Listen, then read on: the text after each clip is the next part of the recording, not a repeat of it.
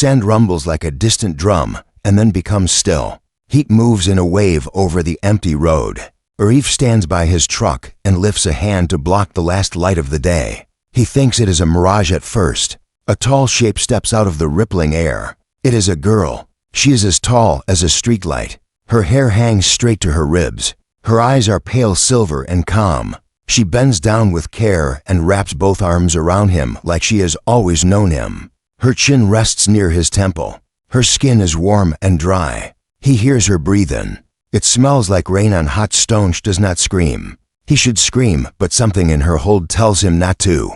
Her hands are careful on his back. His ribs do not hurt. He feels her heartbeat.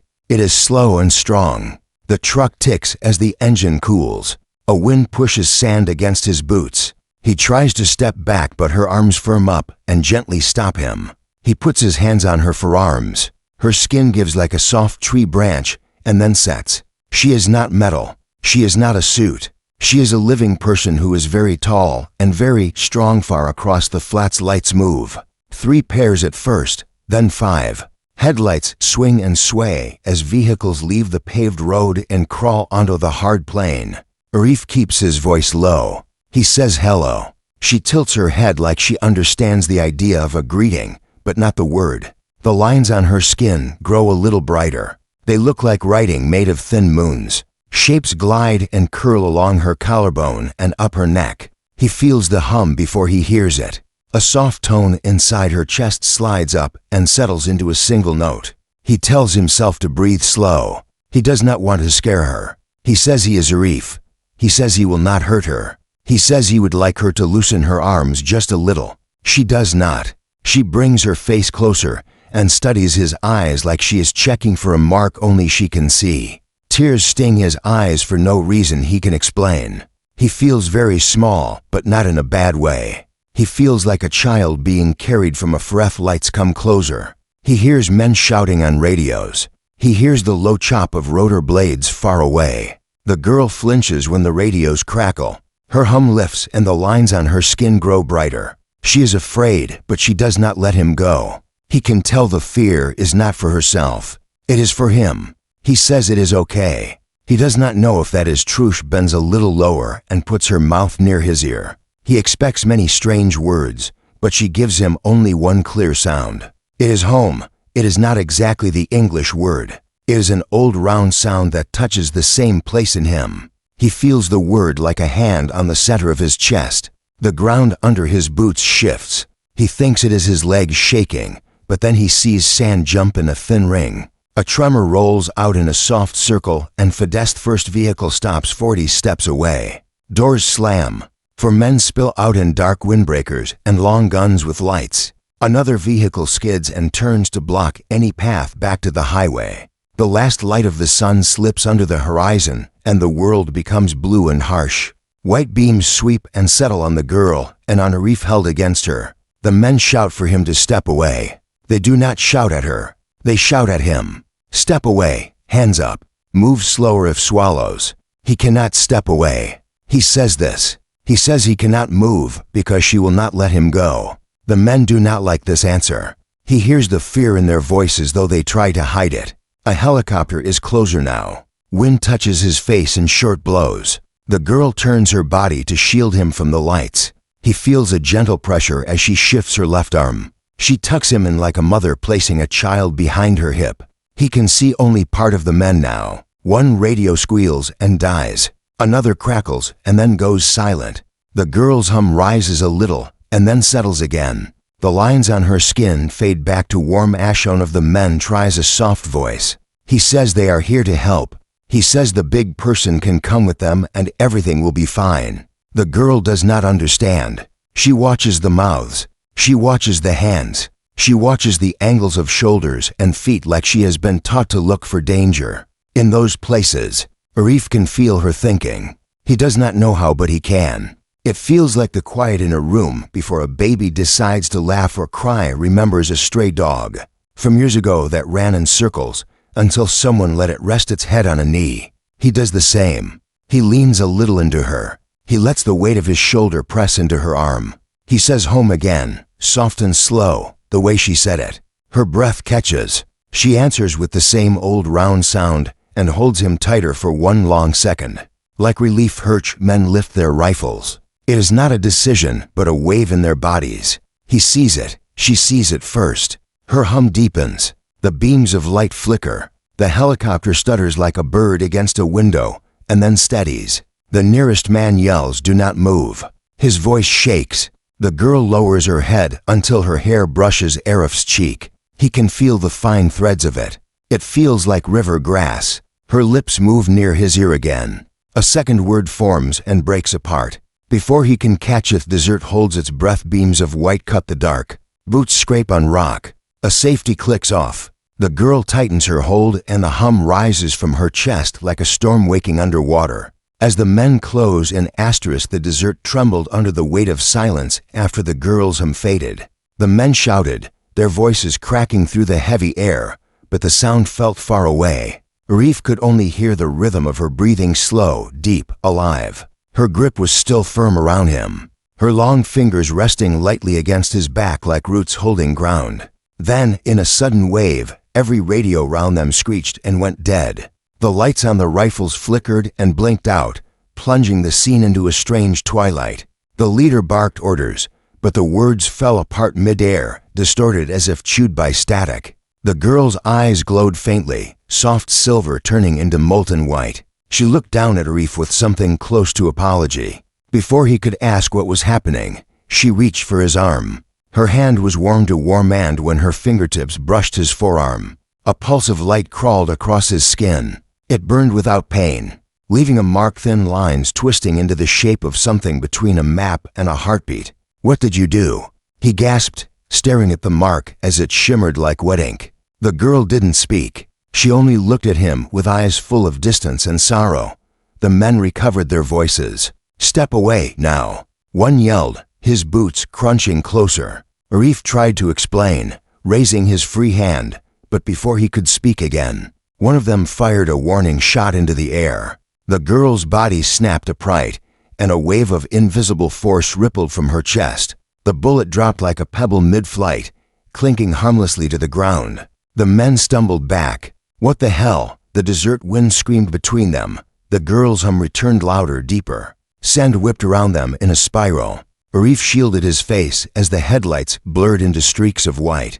He felt her shift her grip, one arm still around him, but the other raised like she was pushing the air itself. The earth groaned beneath them, and the trucks rocked on their wheels. When the sand finally fell still, the men were gone. Their vehicles stood empty, engines running, doors open, radios dead. The girl lowered her arm. Her shoulders sagged, and for the first time, she looked tired. Arif saw her chest rise and fall faster than before, her hum fading into a broken sigh. "You saved me," he said, his voice shaky. "But who are you?" She didn't answer.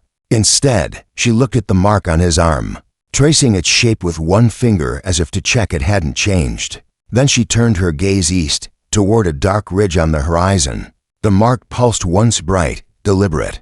It pointed in that direction. "Is that where you wanted to go?" he asked. Her head tilted slightly. The faintest smile crossed her face, but her eyes glimmered with something else, fear. Maybe. Arif felt the urge to run, to get in his truck and drive far from whatever this was. But the look in her eyes froze him. There was something childlike in her silence, something that begged not to be left alone. He nodded. "Okay, we go together." The girl bent down again, her hand resting briefly over the mark on his arm. When she removed it, the lines shifted, slowly redrawing themselves into a path. Arif felt the skin under it move, alive, almost breathing. "What are you showing me?" he whispered, but she only began walking, her long legs cutting through the dunes with graceful, silent steps.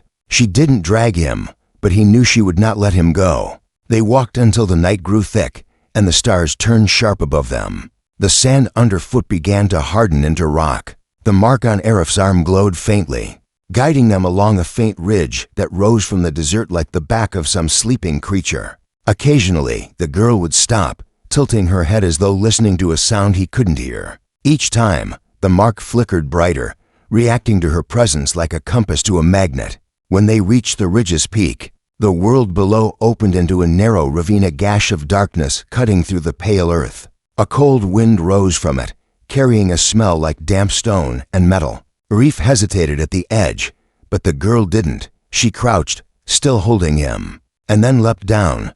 They landed softly, too softly for such a fall. The ravine walls glowed faintly, pulsing with the same light as the mark on his arm. Patterns appeared, symbols and shapes that seemed familiar though he couldn't read them. It was as if the walls themselves remembered her. "Where are we?" he breathed. The girl looked around, her expression unreadable. Then she pressed her hand against the stone. The wall responded with a deep vibration, and part of it began to open, folding away like a curtain made of light. A tunnel stretched beyond, lit by faint veins of silver running along the floor. Arif's heart pounded. "You've been here before," he said. She didn't deny it. Her silence was heavy with meaning. He followed as she stepped inside. The air was cool and tasted faintly of iron. Every few meters, she'd glance at his arm as if the mark were a key. And maybe it was. The lines were moving again, slowly rearranging themselves into a clearer path, one that matched the turns of the tunnel ahead. At last, they reached an open chamber. The floor sloped down to a still, black pool of water that reflected the light like a mirror. The girl's reflection shimmered and split into several forms, all of them slightly out of sync. She stared into it, her lips parting as if she recognized the shapes below. Then a voice echoed through the chamber. "Welcome back." Reef froze. It was a human voice, recorded but warm. It spoke his name, his full name, then continued. "You have been chosen as the next key bearer. Please proceed to verification." He turned to the girl. "What is this? How do they know me?" She took a slow step backward, shaking her head. Her grip tightened again, not out of anger but fear. The mark on his arm blazed brighter, pulsing like a heartbeat that wasn't his own. The voice came again, calm and clear. "Proceed alone." The girl's fingers locked around his arm. She refused to let go. The walls trembled. Lights rippled across the pool. Something mechanical stirred in the depths below, old, massive, waiting. And as Arif stared into the dark water, he saw his reflection bend and stretch until it wasn't him anymore. It was someone or something else.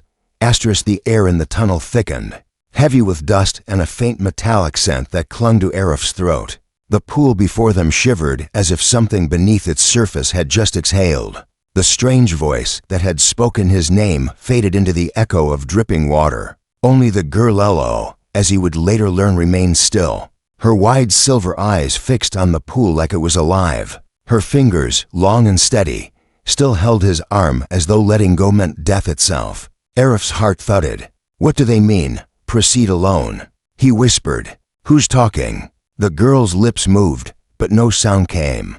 Instead, the mark on his arm began to shift again, its lines realigning into a shape that looked like an open mouth. The symbol pulsed once, and the air grew colder. A low hum filled the chamber, not hers this time, but something deeper, mechanical, breathing from beneath the water.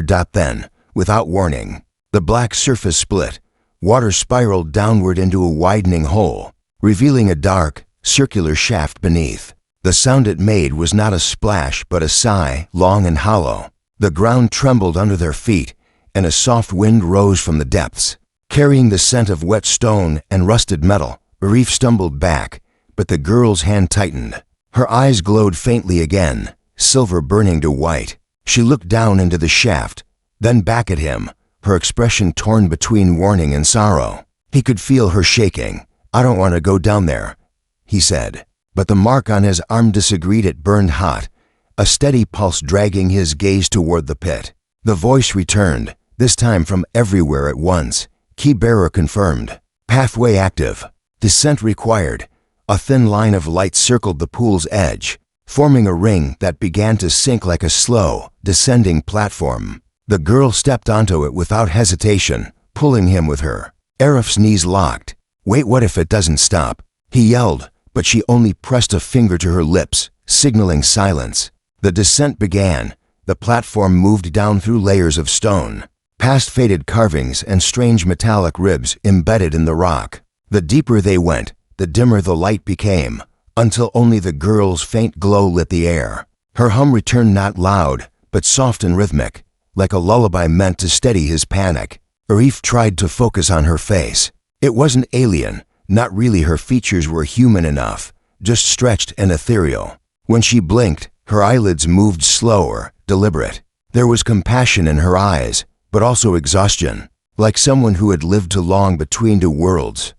"How do you know me?" he asked quietly. She tilted her head, then pointed to the mark on his arm. "That thing," he said, "it's just glowing lines." She shook her head once, slowly. Then she pressed her palm over it again. His vision blurred for a second and he saw flashes.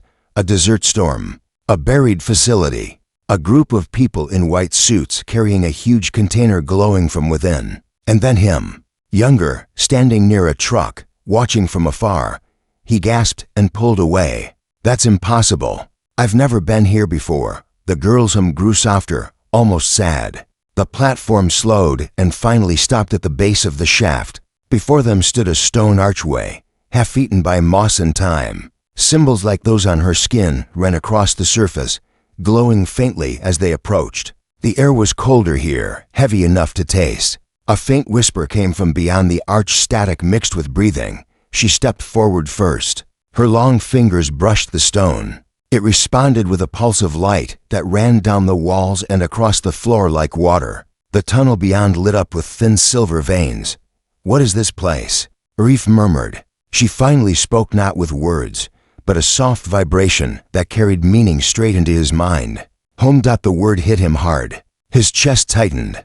"Home for who?" Her eyes softened, and for the first time, he saw a tear slide down her cheek. It glowed faintly before falling.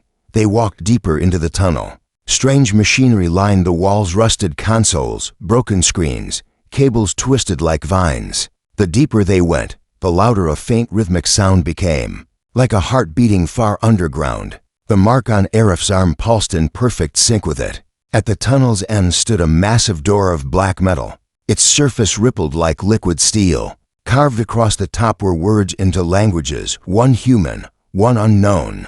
The human words were faded, but still clear. Q search project access restricted.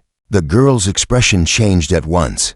Her calm face twisted with pain, her hum breaking apart into sharp, uneven notes. Arif reached for her, but she flinched back as if struck by memory. "Q search," he said aloud. "What is that?" Before she could respond, the mark on his arm flared again, burning so brightly that he had to look away. The door groaned, metal folding back with a deep, mournful sound. A cold wind rushed out, carrying the faint smell of ozone and oddly flowers. Inside was a vast chamber filled with half-buried equipment and tanks of cloudy liquid. Some glowed faintly from within. On one side, an old recording device blinked red. A man's voice crackled to life through it. "If anyone finds this, please understand she wasn't meant to return. LO was designed for exploration, not contact. The bond protocol is irreversible once triggered. If she found you, it means the program failed." Arif's stomach dropped. He looked at the girl LO and saw her staring at the floor, shaking her head like she didn't want him to believe it. The recording continued. "Do not attempt to separate. She will not release her key until the mission is complete. Until then, you are her anchor, and she is yours." The device clicked off. Silence filled the chamber. LO looked up at him, her eyes wet and bright. She took his hand slowly and placed it over her chest. Beneath his palm, her heart beat strong and steady, but too slow for a human. She whispered the same word again, "home." But this time, it sounded like a plea. Arif's mark pulsed in answer, the lines moving faster now, reshaping into something new, a pattern that pointed further down. Beyond the chamber, to an even deeper path. The floor trembled. Lights flickered. Somewhere in the dark, metal ground against stone. She turned her face toward him, fear flashing across her silver eyes. Then, for the first time, she spoke in a broken human voice. "They are coming." The chamber lights snapped on all at once. A loud alarm echoed through the tunnels. On the walls, symbols shifted from white to red. Reef grabbed her arm. "Who's coming?" Her answer was a single word, one he didn't expect. "Humans." The alarm wailed through the chamber, a metallic howl that clawed at Arif's ears. Red light pulsed across the curved walls, painting L0's pale face in flashes of blood. She stood perfectly still, her gaze fixed on the far end of the hall where a faint glow was growing brighter. Footsteps, echoing in sync with the pulse of the warning lights. Reef turned to her. "You said humans. What do you mean? Who's coming?" She didn't answer. Her breath quickened. Her shoulders trembled. She looked afraid not of the sound, but of what it meant. Then, slowly, she took his hand and pulled him behind one of the tall metal tanks. The air smelled sharp and sterile, a chemical tang that burned the back of his throat. Through the gaps in the machinery, he saw shadows moving. Figures in old desert fatigues stepped into the room. Their faces were worn, their beards streaked with gray. They carried rifles, but not like soldiers, more like scavengers who had learned to survive underground. One of them walked ahead, a thin man with sun-cracked skin and a limp. His voice broke the silence. "Shut the alarm off. She's triggered the fail-safe again." *L0's grip tightened around Arif's arm. He could feel the faint tremor in her hand. The thin man pressed a button on the wall, and the blaring siren fell silent. Only the rhythmic hum of hidden machines filled the void now. Then he spoke again, softer this time, almost to himself. "So it's true. She found someone new." He stepped into the light, and for the first time, Reef saw his face clearly. Deep lines ran across his cheeks, his eyes tired but sharp. When he spoke again, there was a faint tremor of emotion. "Reef, you don't remember me, do you?" Arif's heart skipped. "How do you know my name?" The man gave a sad smile. "Because I was there when your father helped build this place." The words hit him like a physical blow. "My father? That's not possible. My father was an engineer, yes, but he worked in mining." "He never mining," the man echoed with a bitter chuckle. "That's what they told the world. But what he really did was dig deeper too deep. They called it Project Q Search. Your father was one of its first witnesses." Arif's mouth went dry. "Witnesses? That's what they called those who saw her first. Those who survived her awakening." The man's eyes drifted to Lo, who was now standing behind Arif like a frightened child. Her silver eyes shimmered with recognition. Slowly, she stepped out from behind him and whispered, her voice small and broken, "Musa." The man froze. His lips parted. "You still remember my name?" Reef glanced between them. "You know her?" Musa nodded. "I was part of the team that found her, or built her." The truth got blurry somewhere in between. He took a careful step closer, lowering his rifle. "She isn't what she seems, son. None of this is. You think she's alien, but she's not from the stars. She's from us. Our mistake." Lo shook her head violently. "No," she said, her words fractured and thick. "Not mistake. Chosen." Musa sighed. "Chosen or not, we made you for a purpose that should have never existed." Arif's mind swirled. "You said my father was here, how?" Why? Musa's expression softened. "He helped design the bond, the code that ties her to a single human. It was meant to stabilize her mind. Without it, she loses control. But your father, he never forgave himself for what came after. When the project failed, he sealed this place and left. We thought it would stay buried forever." Reef stared at Lo. "You're bonded to me because of something he did?" She stepped closer and touched the mark on his arm. "No," she whispered. "Because you called me home." The room fell silent. Even Musa seemed unsure what to say. Then a soft hum vibrated through the floor. The giant door they'd entered through flickered with light. Musa turned sharply. "They've tracked the signal," he said. "They'll be here soon." "Who?" Reef asked. "The others. The cleanup team. The ones who don't want any trace of this project left behind." He limped toward a narrow passage on the far wall. "There's a way out through the lower tunnels. Come on before it's too late." But Lo didn't move. She looked at the large, sealed archway in the center of the room, the one carved with strange symbols. Her glow brightened, and the mark on Arif's arm pulsed again in sync. Musa turned and saw it too. "No," he said firmly. "That's not a door you want to open." Lo met his gaze. "It is where it began." Reef could feel it now, a low, steady vibration from behind the door. Something alive, something waiting. Against his better judgment, he took a step closer. The symbols on his skin flared white, and the arch responded with a deep, groaning sound. Musa shouted, "Stop. It's still active." But it was too late. The air shifted, pulling inward. Dust swirled around their feet. The markings on the door rearranged themselves, forming a pattern that matched the one on Arif's arm. Recognition confirmed. A mechanical voice said from the chamber walls. Keybearer verified. The floor rumbled. Panels slid open. Cold light poured through the cracks. Elo turned to Reef and whispered, "You are not here by accident." The door unfolded like petals, revealing a vast space beyond a hollow laboratory filled with broken capsules, floating dust, and pale blue light that shimmered like frozen air. Reef stepped forward. He could barely breathe.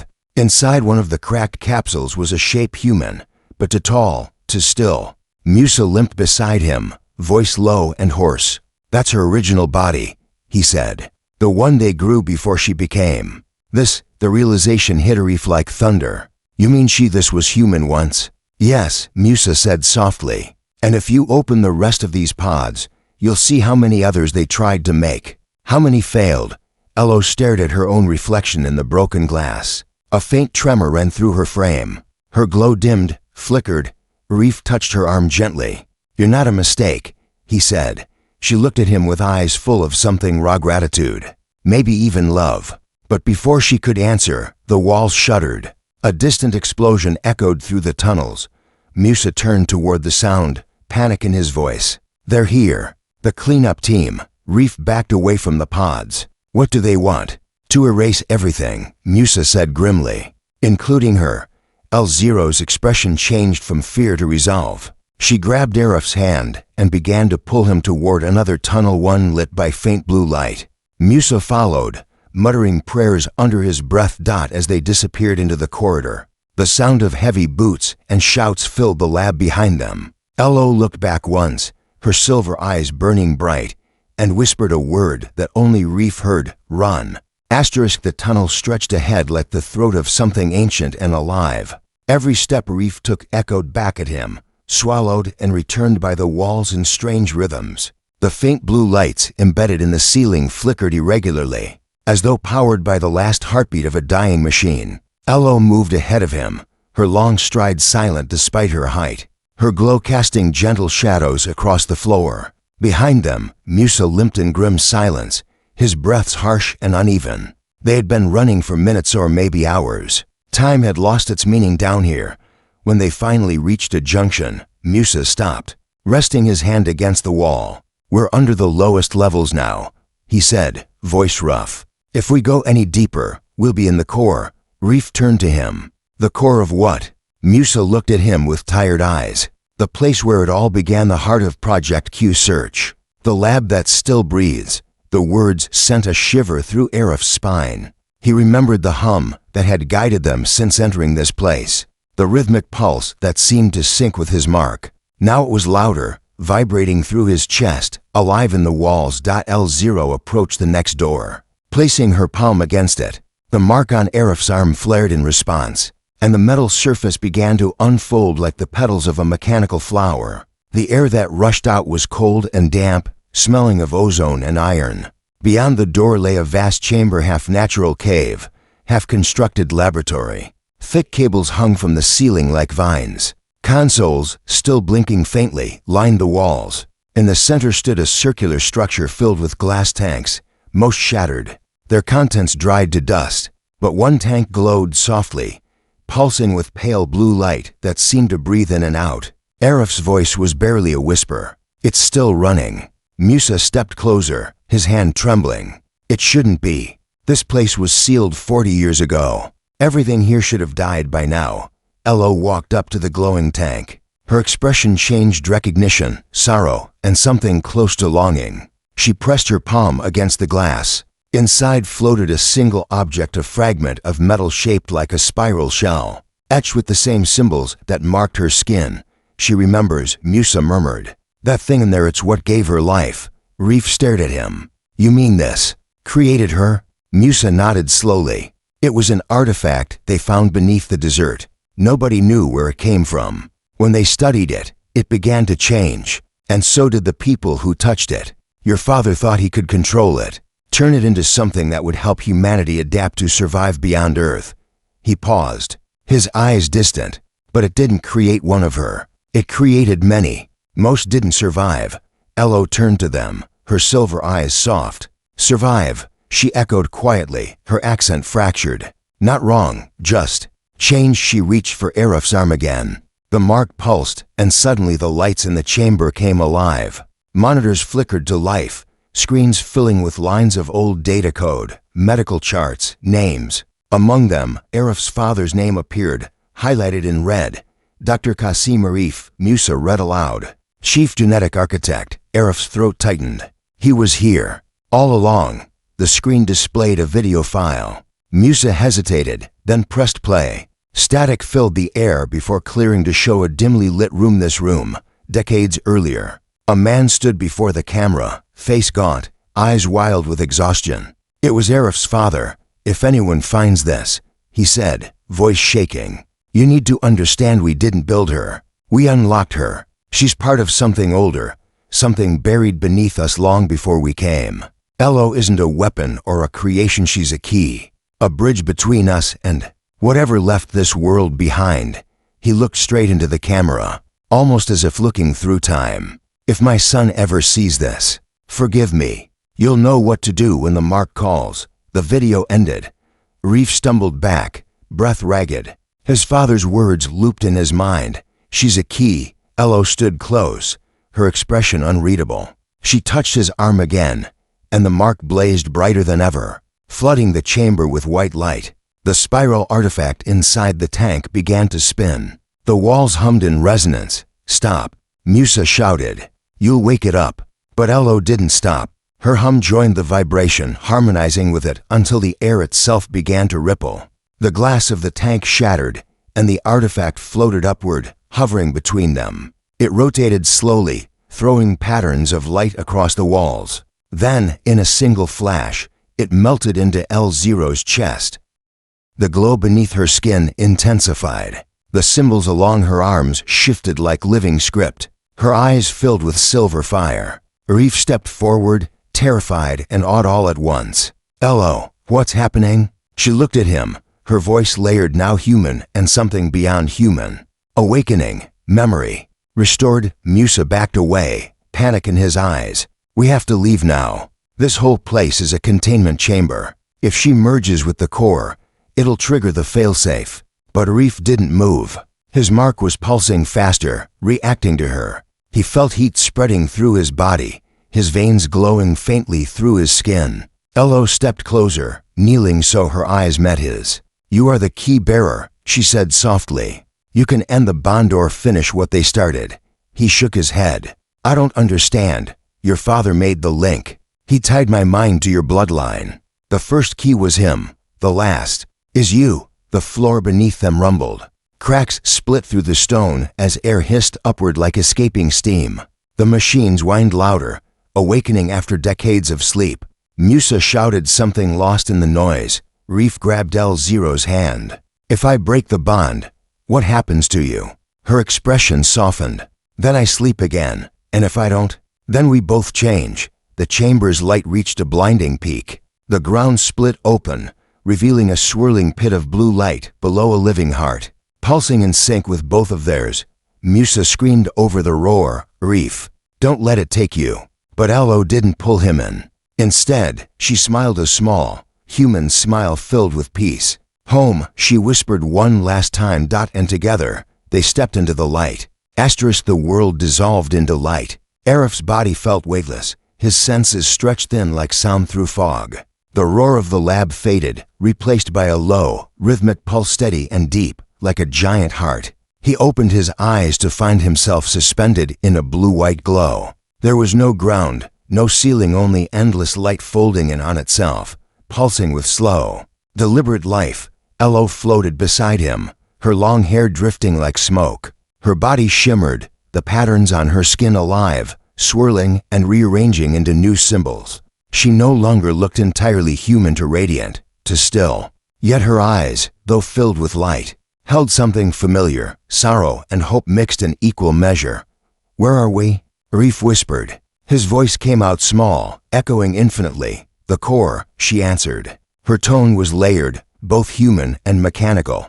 The heart of what they tried to make, the part they feared most. Below them, the light gathered into shapes, memories perhaps. Arif saw flashes, his father standing in a white lab, Elo confined in a glass tank. The desert storm that buried this place alive.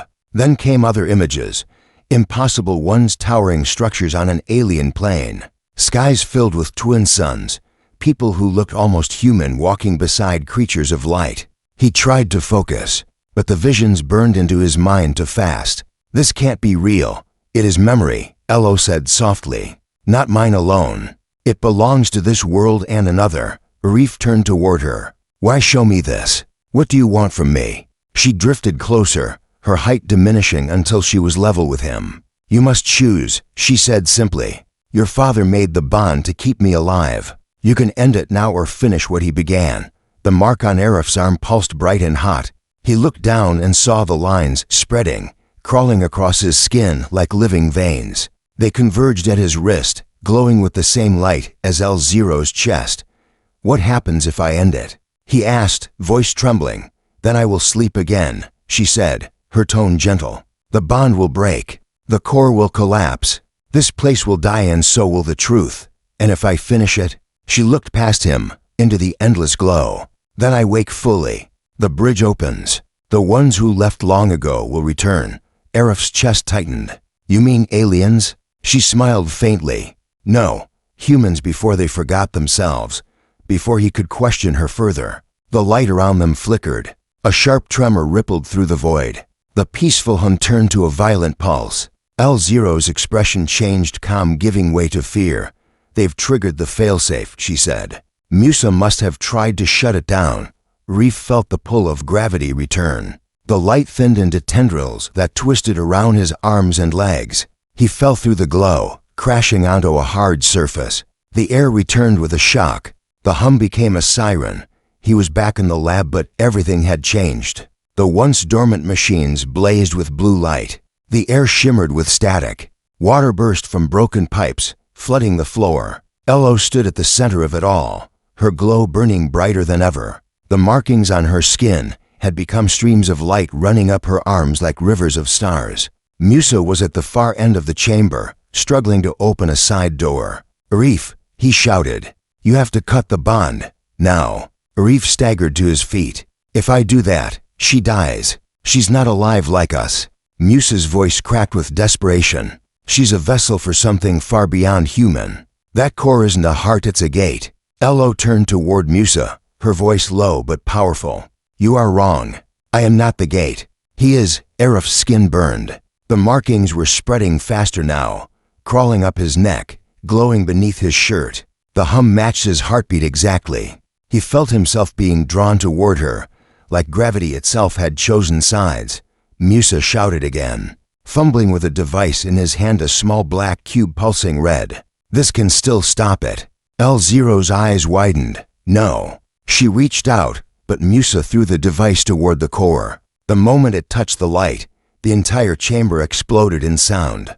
A shockwave hit them like a hammer. Arif was thrown back into the wall, his vision blurring. Through the haze, he saw Elo kneel beside the fractured heart of light. Her hands pressed against it as if trying to heal it. Cracks spread across her skin, glowing fiercely. She was breaking apart. Reef crawled toward her, shouting her name. The mark on his arm flared in response, burning hotter with every inch he moved. She turned to him, her voice a whisper through the chaos. If I fall, the bridge closes forever. Humanity stays alone. Arif's pulse thundered in his ears. The choice hung in the air like a blade. Musa yelled from the other side of the room, don't listen. She's using you. That market's a lock, not a key. Elo met Arif's eyes. Do you trust me? He hesitated, torn between fear and something deeper, a pull that wasn't logic, wasn't reason. It was the feeling he'd had when she first hugged him under the desert sky, warmth, familiarity. Something almost human. He reached out and took her hand. Yes, the mark ignited. Light consumed the chamber, swallowing Musa's screams, the collapsing walls, the rushing water. Arif felt everything at once, pain, heat, weightlessness. For a moment, he saw both worlds at once, the crumbling lab and another place above it, vast and bright, with oceans of silver and towers like glass mountains. L0's voice surrounded him, inside and out. You chose connection, not ending. His body felt like fire and wind all at once. The glow from his arms spread into her, and for a heartbeat, they were one, his memories and hers merging. He saw her first awakening, her loneliness, her centuries of silence buried beneath the earth. He felt her wonder at seeing him for the first time. The word home forming not from programming, but from longing. The light grew unbearable, then silence. When Arif opened his eyes again, he was lying on a cold, metallic floor. The air was still. The flood was gone. The lab was quiet except for a faint hum beneath him. Musa was nowhere to be seen. The mark on his arm had faded into a faint silver scar. "Hello?" He whispered. No answer. He looked up. The core chamber above him had changed. The light was no longer blue, it was golden, calm, breathing slowly like a sleeping creature. And within it, a single tall figure stood, translucent and radiant. L-Zero's form serene. Ho looked down at him. Her voice came soft, echoing through the air. "You finished it." He tried to stand, but his legs trembled. "What now?" "The bridge is open," she said. "And they will come, not to rule but to remember." Her glow began to fade. "My time here is done." "Wait," he said. "Don't go." She smiled, the same gentle, impossible smile she'd given him the night they met. "You showed me home again." And as the golden light rose around her, she whispered one last word that lingered in the air long after she vanished: "Live." When the light finally dimmed, silence swallowed everything. Arif stood in the ruins of the underground chamber, the air still humming faintly, like an afterthought of the storm that had passed. The golden glow that had once filled the space now rested within the cracked floor, pulsing in slow, steady waves. The lab that had breathed and trembled for decades had gone still. He was alone, or so he thought. A faint movement caught his eye. Out of the haze, Musa appeared, limping, face smeared with dust and blood but alive. He leaned against the broken wall, panting. "You're still here," Musa said, his voice hollow. "I thought when the light came I thought we were both gone." Reef turned to him, dazed. "She's gone," he whispered. "L-Zero's gone." Musa's eyes flicked toward the golden core. "Gone," he laughed bitterly. "No, son. Nothing that powerful ever truly disappears. It changes." Reef wanted to argue, but the exhaustion in his bones silenced him. His skin still tingled where the silver mark had been, a faint reminder of something vast that had passed through him. The ceiling cracked above them, sending a shower of dust and gravel raining down. The desert was reclaiming its secret. "We need to get out," Reef said, helping Musa toward the tunnel they had entered from. As they climbed the incline, the hum beneath their feet shifted deeper, steadier. Reef looked back once and froze. The golden light had spread across the chamber floor like veins of molten metal, tracing new paths through the ruins. "It wasn't dying, it was growing." "Musa," he said quietly, "I think it's waking something." Musa didn't turn around. Then we walked faster. The tunnel seemed longer than before. Every sound echoed too loudly. Every breath felt stolen. When they finally reached the surface, dawn had broken across the desert. The air was cool and sharp, carrying the faint scent of rain, though no clouds marked the sky. Reef dropped to his knees, gasping. The horizon glowed faintly with a light not entirely from the sun. Behind them, the desert floor trembled once, then stilled. Musa sank beside him, pulling a cracked canteen from his coat. He took a slow sip before speaking. "You opened it, didn't you?" "The bridge." Reef stared at the rising light. "I didn't mean to. She asked me to trust her." Musa's laugh was soft, not cruel. "Then maybe that's what she needed. Not control, not science, just trust." The wind picked up, swirling fine sand around them. Reef squinted into the horizon. Far away, faint streaks of light arced across the morning sky like shooting stars in reverse, rising instead of falling. Musa saw them too. His grip on the canteen tightened. "That's not possible." Reef said nothing. The streaks multiplied, weaving like threads of light, converging over a distant ridge. They hung there for a moment, pulsing faintly, before vanishing one by one. The desert fell silent again. "Is that them?" Reef asked quietly. Musa's answer came after a long pause. "If what your father said was true, then maybe. Maybe what left us long ago finally remembers where it came from." Reef looked down at his arm. The silver scar was faint now, but warm to the touch. She said they weren't aliens, he murmured. She said they were us. Musa turned to him. Then maybe that's the proof we've been running from all along.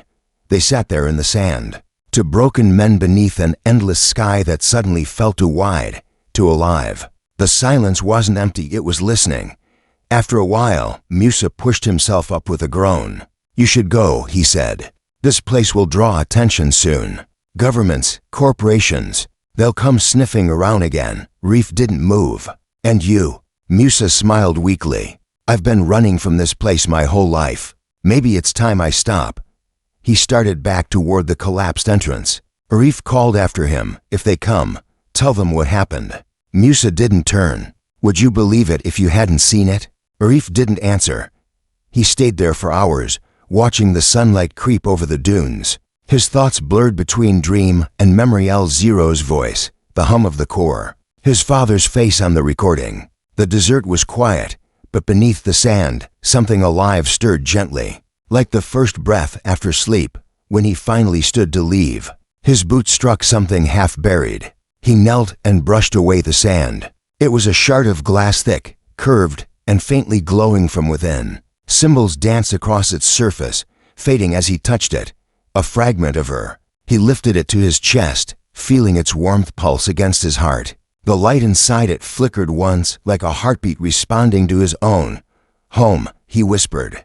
At first, he thought he imagined it, but a soft voice, distant and fragile, echoed back inside his mind.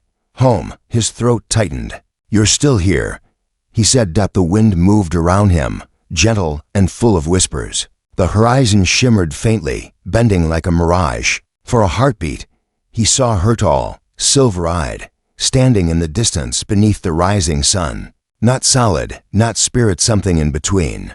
She raised one hand slowly, a gesture both farewell and promise. Then the mirage faded, leaving only light. Reef turned toward the east, the shard still glowing in his hand. He began walking. He didn't know where the path led, only that he had to follow it. The mark on his arm glimmered faintly once more, forming the same pattern that had guided them before. It pulsed softly, pointing toward the horizon where the streaks of light had vanished. Each step felt lighter, easier. The desert no longer seemed empty. The hum beneath the earth had become part of him now, steady, patient, alive. By the time the sun reached its peak, Reef had climbed the ridge where the sky had burned with light hours before. There, half buried in the sand, was a shape smooth, metallic, like the shell of something that had once been alive.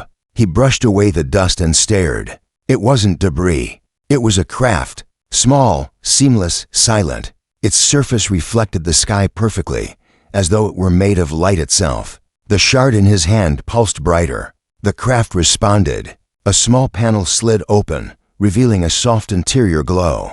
Reef hesitated only a moment before stepping closer. The hum he'd felt since the lab grew louder now. Recognition. Welcome. He pressed his hand, the marked arm, to the edge of the opening. The metal warmed beneath his palm. A voice, hers, clearer this time, filled the air around him. You chose connection. Now help them remember. He smiled, eyes stinging with tears. I will. The craft brightened, light spilling over him in gentle waves. The desert shimmered. For a brief moment, the whole horizon seemed to breathe. When the light faded, the ridge was empty. Only the wind moved, whispering through the sand. Far above, the sky shimmered not with planes or stars, but with slow, deliberate trails of gold, weaving their way upward into the unknown. And beneath it all, deep under the earth, the heart of the lab beat once more, quiet, steady, alive. The world, at last, remembered.